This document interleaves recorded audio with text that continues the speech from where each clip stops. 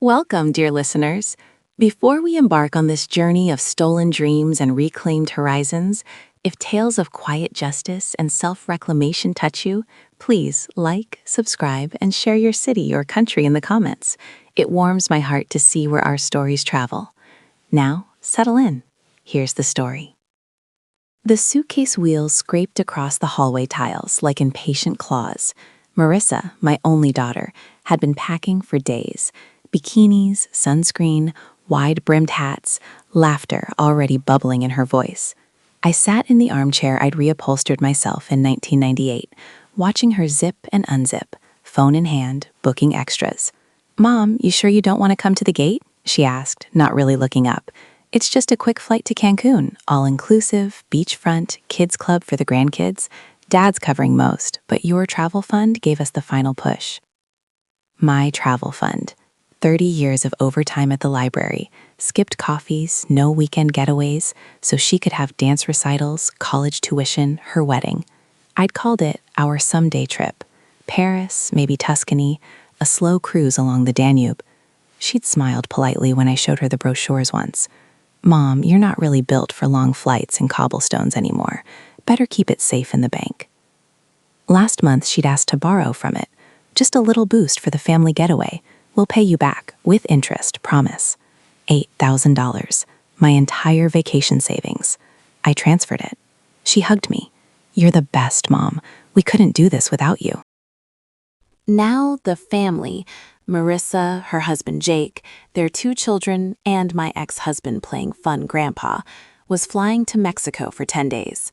Without me. I stood on the porch as the Uber idled. Marissa kissed my cheek quickly. "Water the plants, okay? Thermostat at 78. No running up the electric. We'll send pictures." The car pulled away. Silence settled like dust. I went inside, opened the hall closet, and pulled out the old travel trunk. Beaded passports never used, dog-eared guidebooks, the savings passbook, now near zero. I sat on the floor and let the tears come. Quiet, private. The kind that arrive when you realize you've been saving for someone else's life. Then I wiped my face, stood, and made a call. "Mr. Harlan, Evelyn Whitaker, the vintage travel poster collection. Yes, all of it. The antique steamer trunks, the 1920s globe bar, the old Baedeker guides, everything." Harlan, a collector I'd met at flea markets years ago, arrived that afternoon with a van. We haggled gently.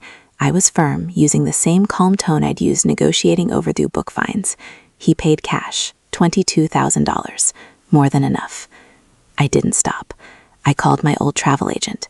"Solo trip, first class, Paris, then the Riviera, 2 weeks, best hotels, ocean view, spa, private tours, starting tomorrow." She paused.